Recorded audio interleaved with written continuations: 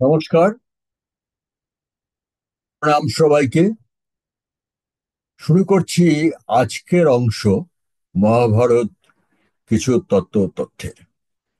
আজকে আমরা চলে এসেছি উদ্বেগ পর্বের 44তম অধ্যায়ে। আমরা আগের দিন দেখেছি, সেদিন রাত্রে ধৃতরাষ্ট্রের যখন নিদ্রা নেই এবং উনি অস্থির, সেই সময় বিদুর অনেক রকম ধর্মতত্ত্ব এবং উপদেশ পরামর্শ, তো তার শান্তি আসছে না। তখন বিদুরের আরাধনায়, বিদুরের ধ্যানে, ধ্যান করাতে সনৎসুজাত ঋষি স্বয়ং এসে উপস্থিত হলেন এবং সনৎসুজাতর সঙ্গে ধৃতরাষ্ট্রের কিছু কথোপকথন চলছে। ধৃতরাষ্ট্র কিছু প্রশ্ন করছেন, সনৎসুজাত তার উত্তর দিচ্ছেন। এই প্রশ্নোত্তরের পালা অনেক দীর্ঘ, কিন্তু আমি আপনাদের সামনে সেই কটা শ্লোকই তুলে আনছি যেগুলো আপনাদের হয়তো ভালো লাগবে এবং এই বিষয়ে আপনাদের হয়তো আরো একটু ভিতরে গিয়ে পড়াশুনো করতে উৎসাহিত করবে।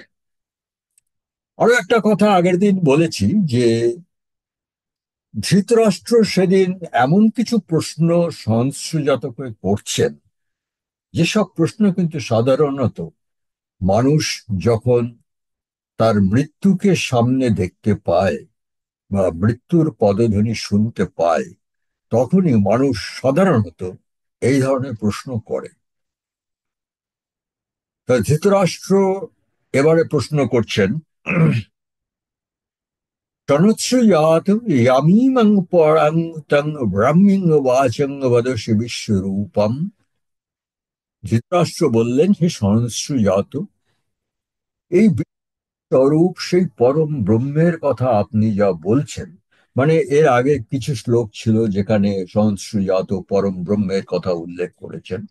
তা ধৃতরাষ্ট্র বলছেন, ব্রাহ্মিং বাচং বদসে বিশ্বরূপম, সেই বিশ্বরূপ ব্রহ্ম সম্বন্ধে আপনি যা বলছেন, বলছেন পরাণ হি কামেন সুদূর লভ কথাং, সে তো আমাদের মতো সাধারণ মানুষের কাছে সেই ব্রহ্মকে জানা বোঝা সে তো অতি দুর্লভ ব্যাপার। অনুসৃজাত তার উত্তরে বলছেন, হ্যাঁ, সাধারণ মানুষের পক্ষে এটা সত্যি দুর্লভ, কিন্তু কিভাবে সেই ব্রহ্ম জ্ঞান লাভ করা যায়, কিভাবে সেই ব্রহ্মকে উপলব্ধি করা যায়, সেইটা সনস্রিয়ত বলছেন। তিনি বলছেন, বুদ্ধৌ বিলীনে মনুষী প্রচিন্তিয়া বিদ্যা হি স ব্রহ্মচর্যেন লব্ধা। সনস্রিয়ত উত্তর দিলেন, ব্রহ্মের কঠোর উপাসনার মাধ্যমে মন যখন বুদ্ধিতে বিলীন হয়ে যায়, একমাত্র তখনই ব্রহ্মজ্ঞান ধরা দেয়। এবারে মন বুদ্ধিতে বিলীন হয়ে যায়, এই ব্যাপারটা কি, এটা আমার মনে আছে বন পর্বে এটা নিয়ে অনেক আলোচনা হয়েছে এবং আমিও আপনাদের আমার মতো করে বোঝাবার চেষ্টা করেছি।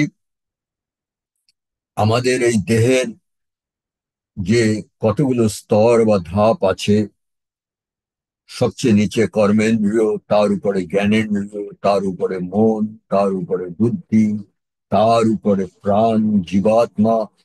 এই মন যখন তার উপরে বা তার অভ্যন্তরে বুদ্ধিতে বিলীন হয়ে, আমাদের মন তো খুব চঞ্চল, সেই চঞ্চলতা আর থাকে না। মন তখন বুদ্ধির মধ্যে বিলীন। কিভাবে সেই সেই অবস্থা হতে পারে? ব্রহ্মচর্যেন লব্ধা, কঠোর ব্রহ্ম উপাসনার মাধ্যমে সেই অবস্থা হতে পারে। আর সেই অবস্থা হলে পরেই বিদ্যা হিংসা ব্রহ্মচর্য, বিদ্যা হিংসা লভ্য, তবেই সেই ব্রহ্ম বিদ্যা লভ্য।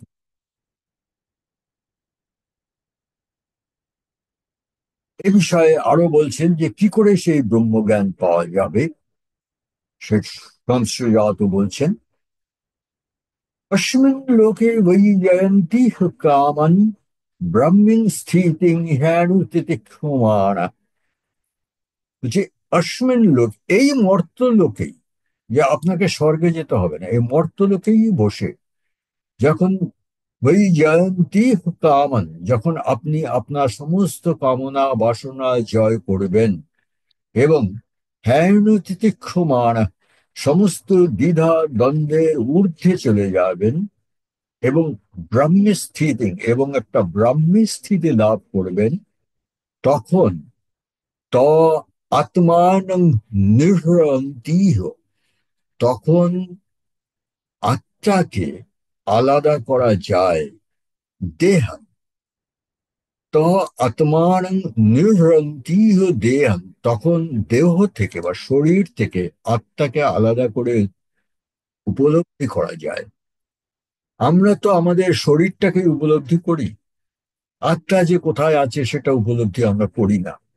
কিন্তু সেই ব্রাহ্মী স্থিতিতে শরীর থেকে আত্মাকে আলাদা করে উপলব্ধি করা যায়। এবার একটা উপমা দিচ্ছেন, তা আত্মান নির্হন্তীয় দেহম, তারপরে উত্তর দিচ্ছেন, মুঞ্জাদিশিকামিব সত্য সংস্থা। মুঞ্জাদিশিকামিব মানে কোন আহ কোন রিডস, বাংলায় কি বলবো, কোন কাঠি, যেরকম পাটকাঠি, একটা তুলনা দেওয়া যেতে পারে। পাটকাঠির গায়ে একটা আঁশ থাকে, জানে সে সেই আঁশটাকে পাটকাঠি থেকে আলাদা করতে পারে। তেমনি আমাদের শরীরের মধ্যেই পরমাত্মা বিরাজ করছেন, কিন্তু আমরা আমরা তাকে আলাদা করে দেখি না। কিন্তু ব্রাহ্মী স্থিতি লাভ করলে যেরকম পাটকাঠি থেকে পাঠের আঁশকে ছাড়িয়ে আলাদা করা যায়, তেমনি এই শরীর থেকে আত্মাকে আলাদা করে উপলব্ধি করে দেখা যায় বা উপলব্ধি করা যায়। এই হচ্ছে সংস্রুজাতের উত্তর। আর সংস্রুজাত আরো বলছেন, সেই ব্রহ্মজ্ঞান কোথা থেকে আসে? মানুষ একা একা বসে ব্রহ্মের উপাসনা করলে কি হয়?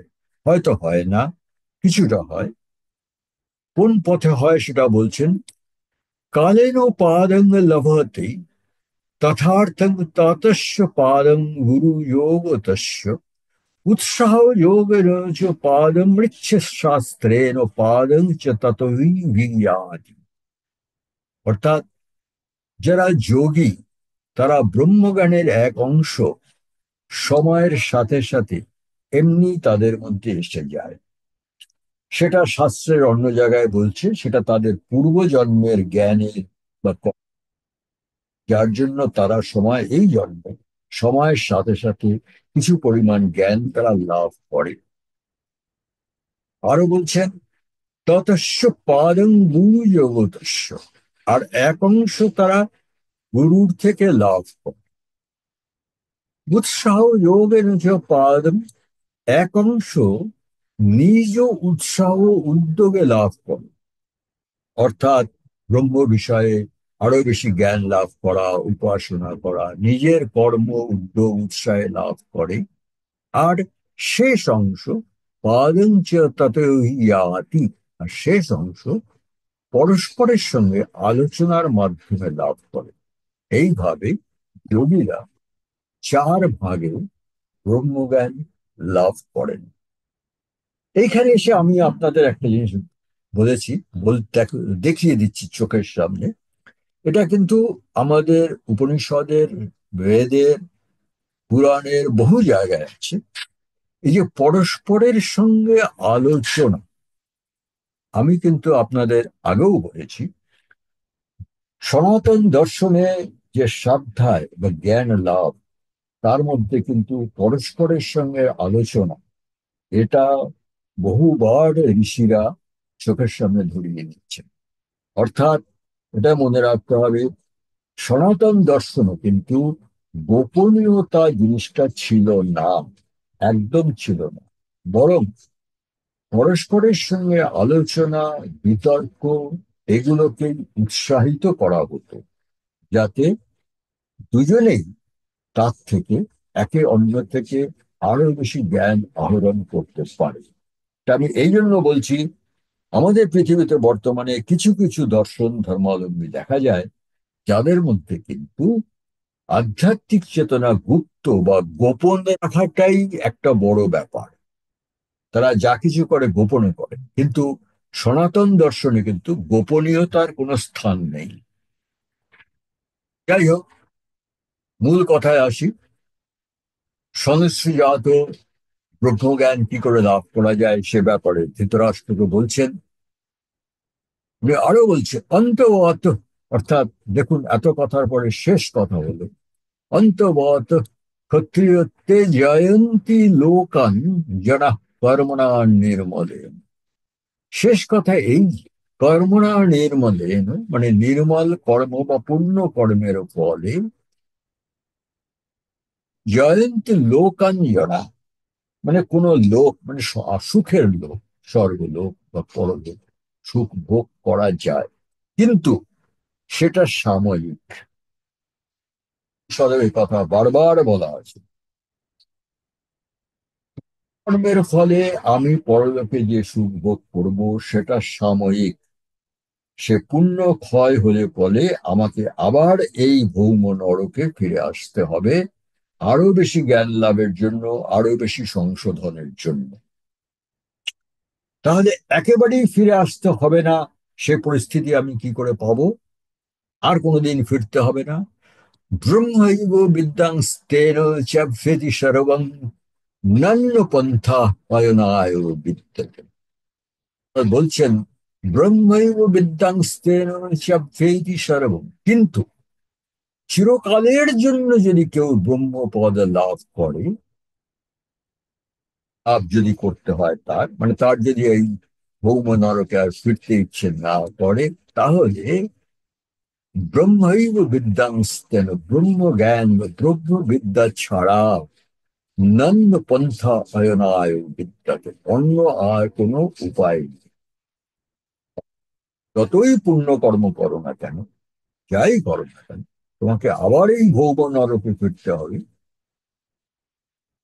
যদি চাও যে আর কোনো কাল ফিরবে না, তাহলে তোমাকে ব্রহ্মজ্ঞান লাভ করে ব্রহ্মপদ লাভ করতে হবে। এবং একটু আগেই সংশ্রীজাত বলেছে, তাহলে তুমি নিজের মনস্চক্ষে সেই পরম ব্রহ্মের জ্যোতির্ময় রূপ দেখতেই পাবে। তাহলে তুমি বুঝতে পারবে যে তোমাকে এই পৃথিবীতে আর ফিরতে হবে না। এইটা গেল পরম ব্রহ্মের ব্রহ্মপদ কিভাবে লাভ করা যায় সে বিষয়ে ধৃতরাষ্ট্রের প্রশ্নের উত্তর। এবারে ধৃতরাষ্ট্র আরো এক কাঠি এগিয়ে গিয়ে আর একটা প্রশ্ন করছেন সেই পরম ব্রহ্মের ব্যাপারে।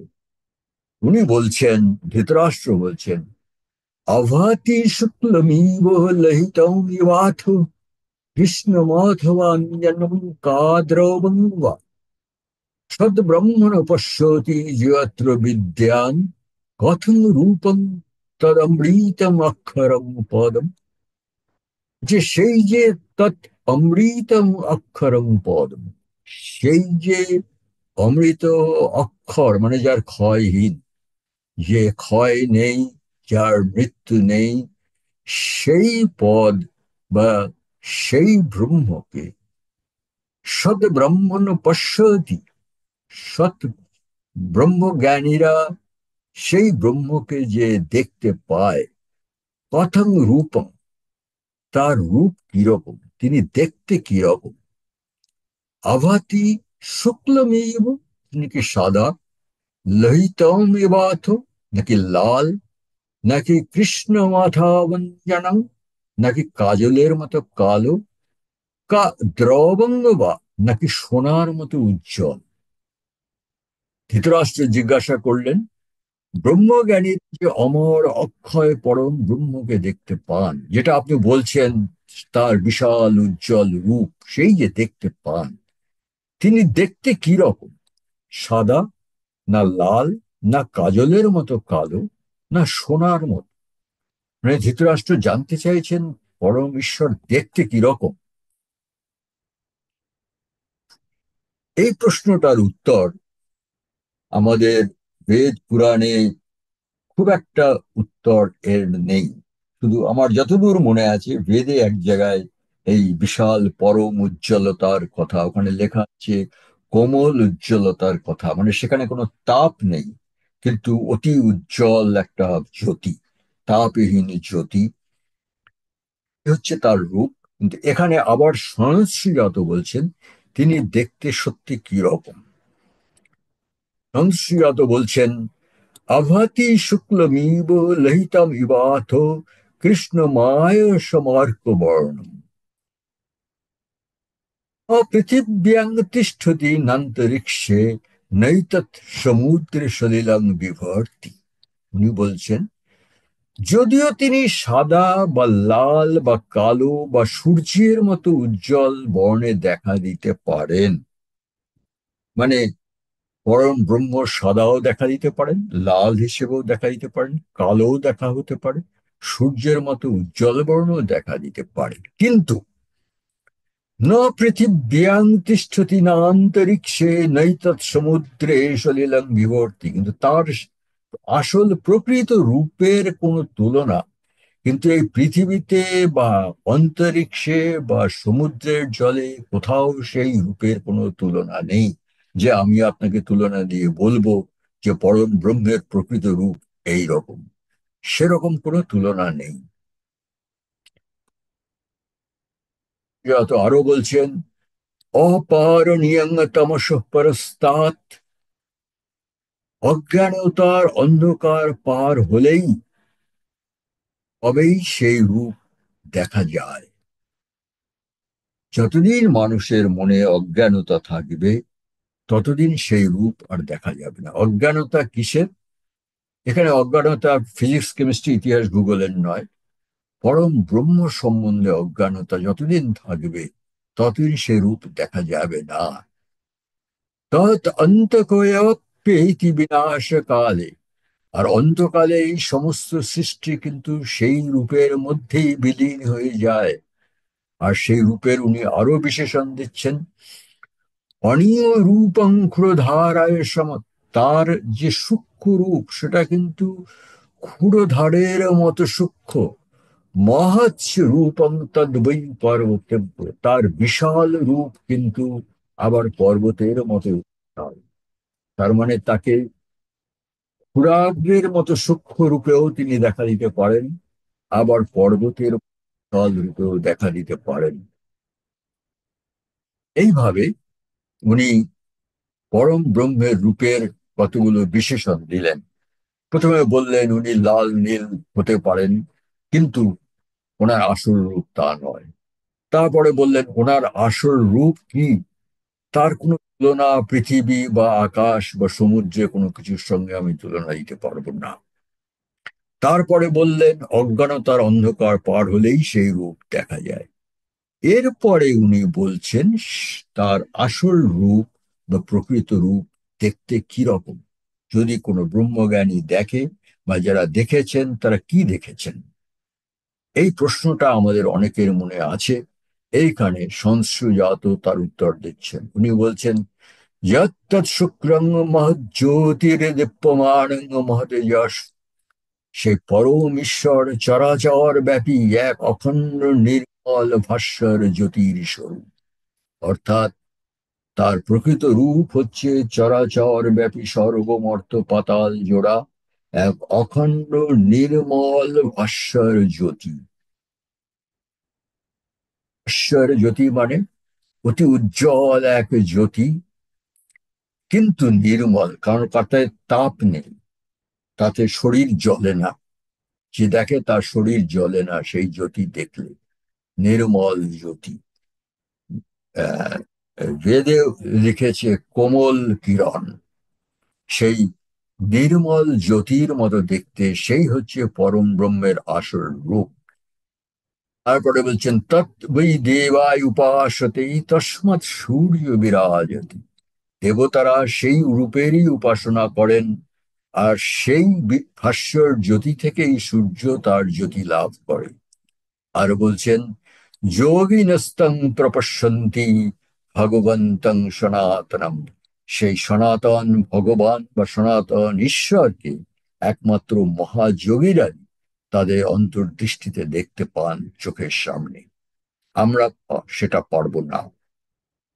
আরো বলছেন, ন সদৃশ্যে তিষ্ঠতি রূপমস্য, ন চক্ষুষা পশ্যতি কশ্চিদেব।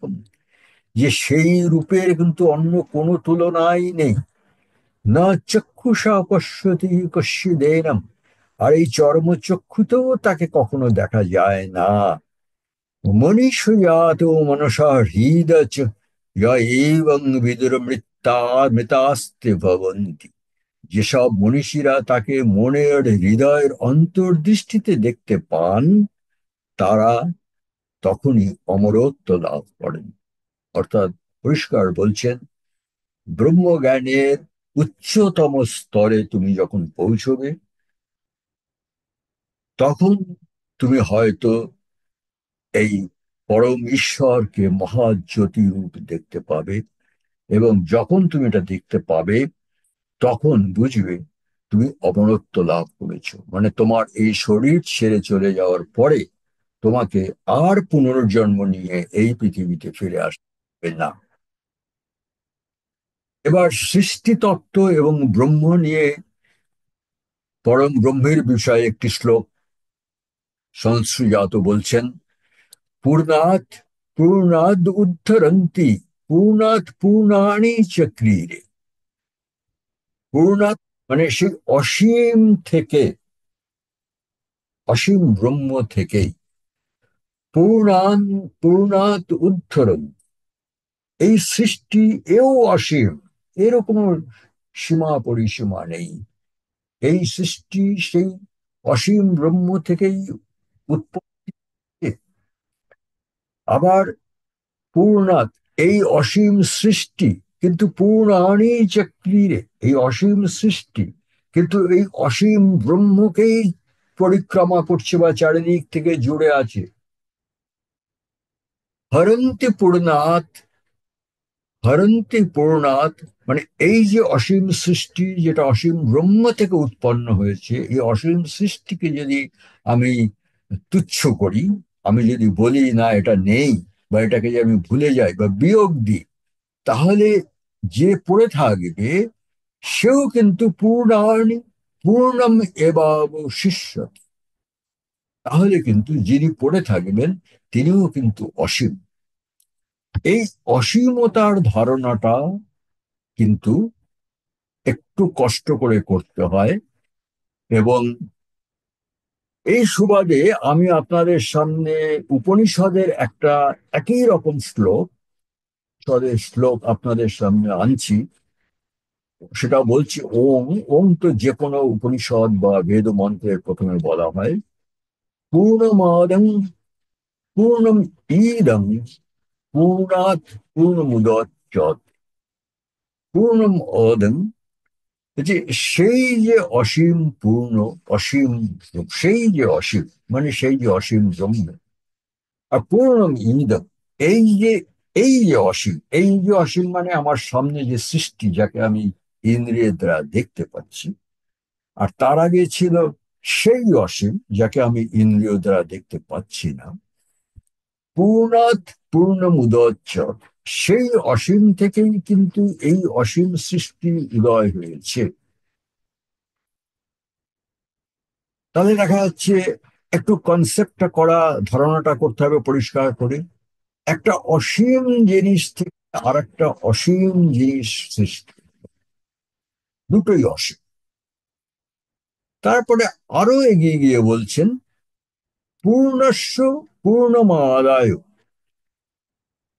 যেহেতু অসীম ব্রহ্ম থেকেই এই সৃষ্টি সৃষ্টি হয়েছে, তাহলে এই সৃষ্টিকে যদি আমি বাদ দিই, তাহলে কি পড়ে থাকবে? শূন্য?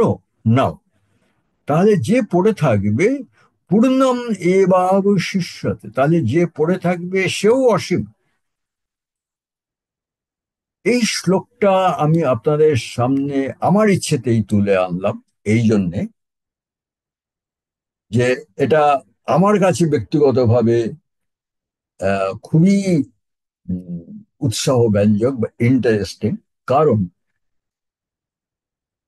আপনারা যারা অঙ্কের ছাত্র, আপনারা হয়তো জানবেন যে পিওর ম্যাথমেটিক্স এর ইনফাইনাইট সিরিজ বলে যে বিষয়টা আছে, সেখানে যে কতগুলো আহ, নিয়ম বা ম্যাথমেটিক্যাল ফিলসফি আছে, সেটা একদম এই শ্লোকের সঙ্গে 100 ভাগ মিল খায়।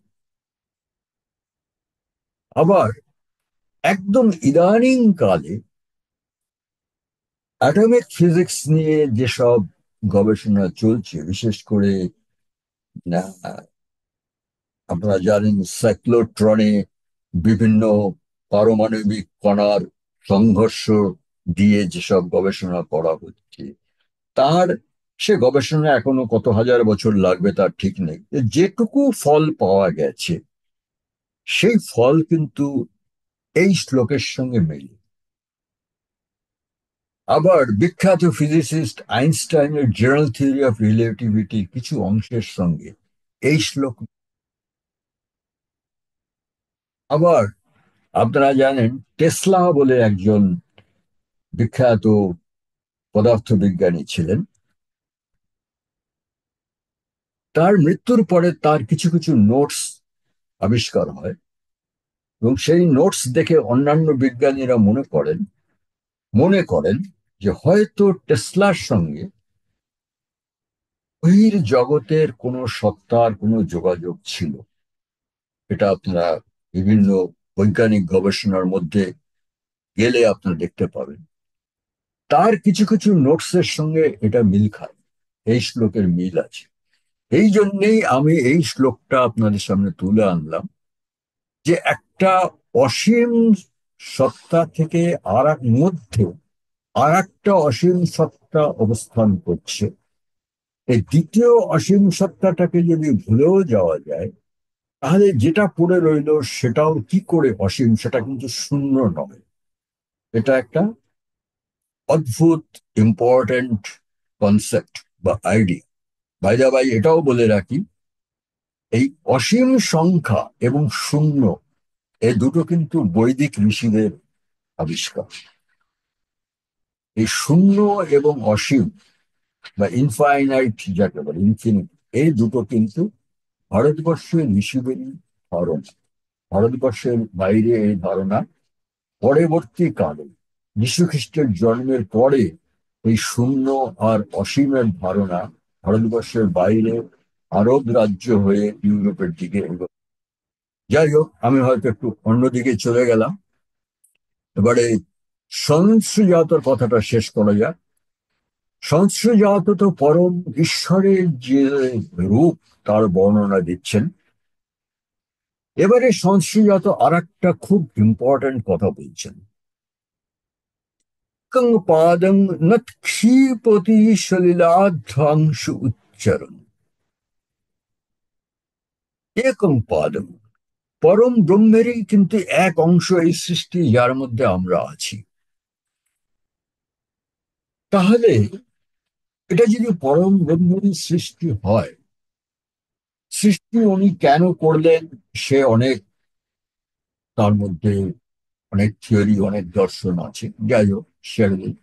কিন্তু সৃষ্টি এখন উনি করলেন, এবং উনি যখন চান প্রতিটি জীব, প্রতিটি মানুষ ব্রহ্মজ্ঞান লাভ করে ওনার কাছে পৌঁছবে, তাহলে উনি নিজেই কেন সেটা করে দিচ্ছেন না?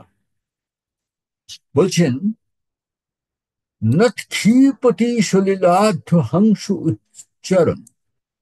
সংসার সমুদ্র ছেড়ে হংসের মতো ঊর্ধ্বে উত্তারণ উনি করছেন না কেন? উনি তো চাইলে এটা করতে পারেন। উনি কেন সেটা আমাদের উপরে ছাড়ছেন যে আমরা ব্রহ্মজ্ঞান লাভ করব? উনি তো চাইলেই আমাদের উদ্ধার করতে পারেন, কেন করছেন না? এই একটা খুব ইম্পর্টেন্ট প্রশ্নের উত্তর এখানে সংস্কৃত দিয়েছেন। উনি বলছেন তৎচেত সন্তত মূর্ধায় না মৃত্যুরণামৃতং ভবেত।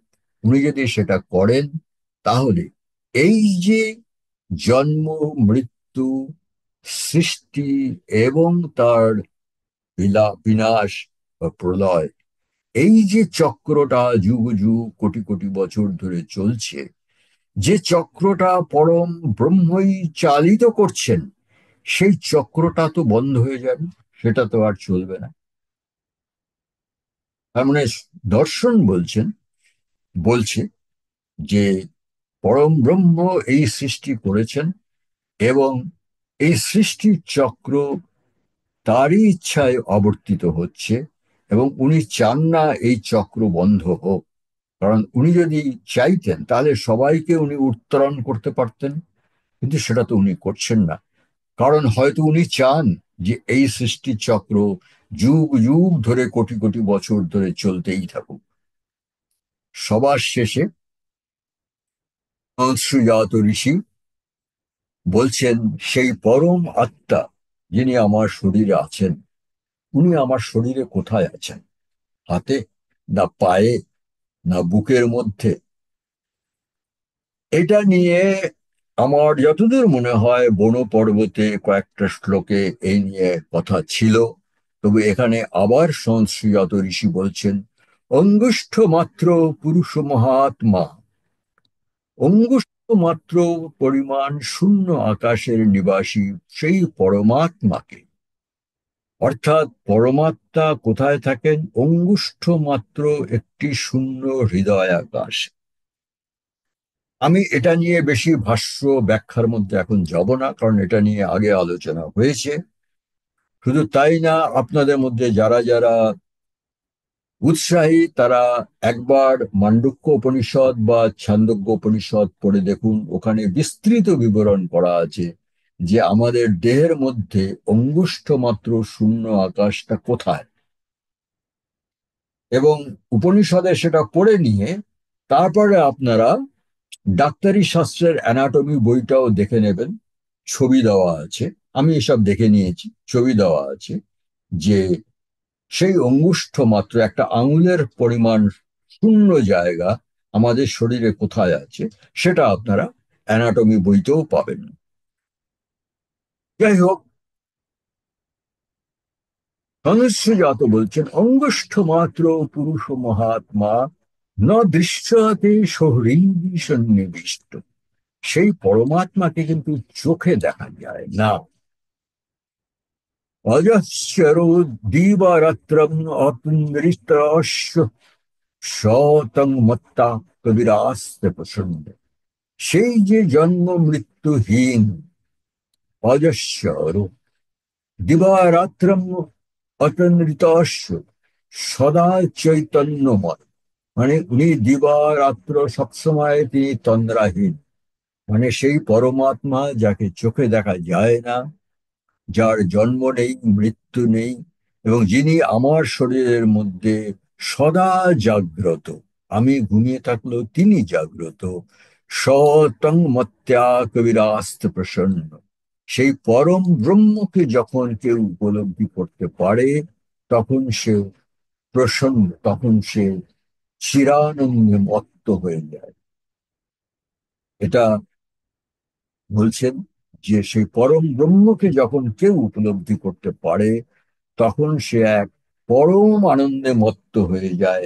বাকি যে কত বছর সে বেঁচে থাকে, তারপরে আর পৃথিবীর অন্য কোনো কিছুই সংসারে তার চোখে পড়ে না, কানেও সে শুনতে পায়নি। সে শুধু নিজের মধ্যে নিজের আনন্দে মত্ত থাকে। এই ছিল সনৎসুজাত ঋষি এবং ধৃতরাষ্ট্রের মধ্যে কথোপকথন। হয়তো আপনাদের ভালো লাগলো। আমার উদ্দেশ্য কিন্তু আপনাদের এই সনাতন ধর্ম বোঝানো নয়, কারণ সে ক্ষমতাও আমার নেই। আমার উদ্দেশ্য শুধু আপনাদের সামনে সেই সব তত্ত্ব কথা, সেই সব তথ্য তুলে আনা, যেগুলো আপনাদের হয়তো একটু আকর্ষণ করবে, এবং তারপরে আপনারা নিজেরাই এ বিষয়ে আরো বেশি জানার চেষ্টা করবেন। কোথায় জানবেন? আমি বলেছি, উপনিষদ আর সংস্কৃত যদি পড়তে পারেন, সংস্কৃত মহাভারত।